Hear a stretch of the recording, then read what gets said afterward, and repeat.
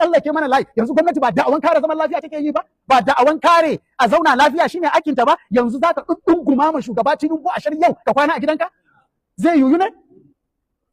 To Tinubu mutuncinsa, shugaban ƙasar Najeriya mutuncinsa ba ta kai ɗaya cikin triliyon ɗin na Annabi Muhammad. Kaman kiyashi ne a gefen duniya gaba ɗaya. Mu a wajenmu musulmi haka muke ji.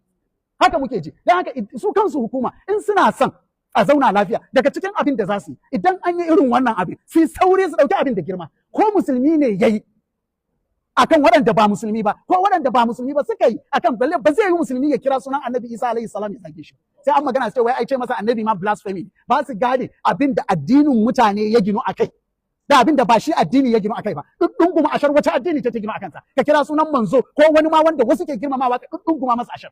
Abin da yarinyar nan ta yi fa kenan. Kuma ina zaton abin da shi ma na ƙarshen nan yayi kenan. Ni ban ji ba wallahi. Wani addini ne ya ginu akan wannan? To ya kamata idan gwamnati ta ga an yi wannan abin, ce gaggawan ɗaukan mataki akan wanda ya yi, mataki mai ƙarfi. Kuma ya kamata shugabanninsu su ma su rika ɗaukan mataki, a rika ganin mataki daga wajen shugabanninsu su ma. Amma idan ba su yi ba, dan dama in ka ga extrajudicial killing, to akwai wanda ya kamata ya yi aikinsa bai aikinsa ba. Saboda kar a bar talaka ya ɗau mataki a hannunsa. Kar a bar talaka ya ɗau mataki a hannunsa. Hukuma ta riga ɗaukan matakai akan irin waɗannan abubuwa. Amma ba kawai gwada fushinta ya zama sai an taɓa shugaban ƙasa ko an taɓa gwamna. Har gwamna an taɓa a ƙasar nan yaro ya ɓace wanda ya har yau ba a san inda yake ba. Ko ba haka bane? A kyakkyawan zato ma kila an ƙarar da rayuwarsa. Gwamna, mene aka yi gwamna? Me aka yi gwamna? Amma ba a za a irin wannan fushin a janabin Annabi Muhammad mai mutum biliyan kaza a bayansa. Mai mutane wanda suke jin rayuwansu babu ne a gefen rayuwansa, wanda suke jin suna shirye su ba da rayuwansu saboda kare shi, biliyoyi fiye da biliyan ɗaya a duniya. Amma a rika irin wannan ta'addancin ana kallo kuma a zaci ba abin da zai faru. Ba wasa ake yi wallahi, wasa ake yi. Sai dai wanda za su iya yin abin ba su sami dama ba.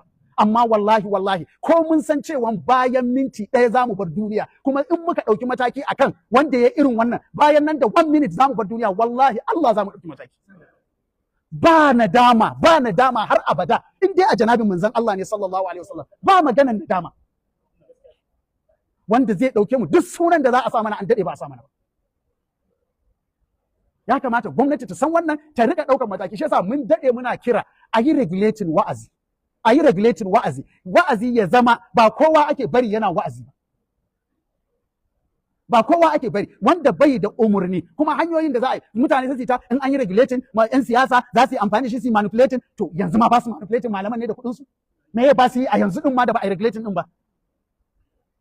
Ai manipulation ana yi ko yanzu, kuma kullum ba a hafu dararain ake kallo ba, da a yi regulated amma ba a faɗin magana mara kyau a janabin manzan Allah sallallahu alaihi wa sallam, da ba a bari ba a yi regulating ba, amma kowa na faɗin abin da ya ga dama, kuma na haifar mana da wannan fauda din cikin al'umma. Wanne ne yafi sauki jama'a? Sakin uwa, ku zama ambasadojin zaman lafiya domin sashin addinin ku ne, amma fa kowa ya san kuna da iyaka. Kada son zaman lafiya ya bari a rika ta'addanci a janabin manzan Allah sallallahu alaihi wasallam kana jin tsoro ko kana jin kunya. Ka zama banza mare mabda. Mun san mabda ko principle.